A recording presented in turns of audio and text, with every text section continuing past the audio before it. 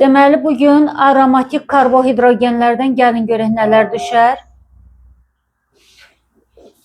Aromatik karbohidrogenlərin ümumi formulu CnH2n-6-dır. Demək, minimum karbon sayı n böyük bərabərdə 6 olmalıdır. Yəni 6 dənə karbon olmasa bizdə aromatik nümayəndə başlaya bilməz. Və aromatik karbohidrogenlərdə nüvə ətrafında yerləşən karbonun hamısı sp2 hibrid halındadır. Amma kənardan hər hansı bir radikal birləşdirərsinizsə sp3 hibrid halına keçir. Yaxşımı? Birinci nümunəsi benzoldur. Ümumi formul C6H6-dır. Gəlin görək benzola aid nələri görə bilərik. Benzol. Sırf bugün ancaq benzoldan nələr düşə bilər onu görək. Yadınızda qalsın. Deməli, benzol əvəz etmə reaksiyalarına daxil olur.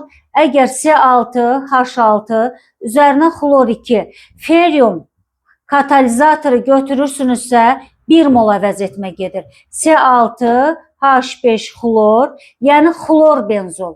Xlor benzol üstə gəl 1 mol H xlor.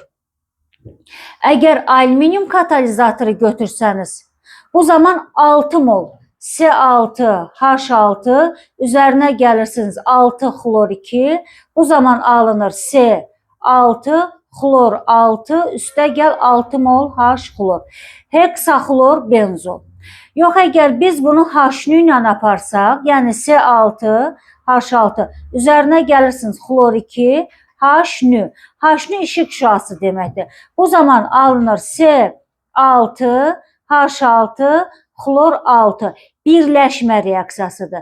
Birləşmə reaksiyası olduğuna görə artıq benzolun daxilindəki bu nüvə dağılır və heksaxlor, sikloheksan adları da mütləq əzbərləmək lazımdır.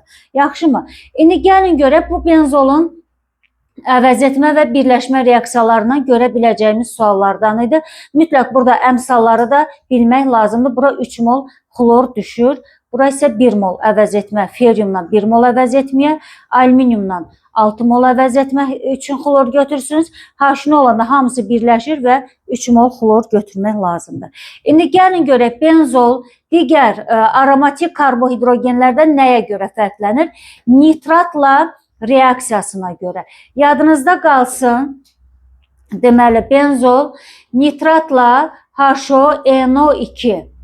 Deməli 1 mol əvəz etməyə girir. Bu zaman C6H5NO2 adı nitrobenzol. Üzərinə gəlirik H2O. Yaxşımı? Bunu da mütləq yadda saxlayın. Benzol deyəndə 1 mol. Ancaq tolol deyəndə 3 mol götürəsiniz. Bunu da mütləq unutmursunuz. Benzolla tololun fərqi elə buradadır. Bir də benzol kalium permanganatlı suyu rəngsizləşdirmir. Yəni oksidləşmə reaksiyasına daxil olmur, ancaq tolol olur. İndi gəlin tololla benzolun müqayisəsinə keçək. Elə birini burada yazdım, digərini burada qeyd edirəm. Deməli, tolol CH3 üzərinə gəlirik nitrat. Birinci gəlin nitratı yazaq. Ondan sonra 3 mol HONO2. Yadınızda qalsın. Benzola kənar radikal birləşəndə artıq ikinci, dördüncü, altıncı karbonlar mütəhərrikləşir və daha rahat əvəz etməyə daxil olurlar. Bu zaman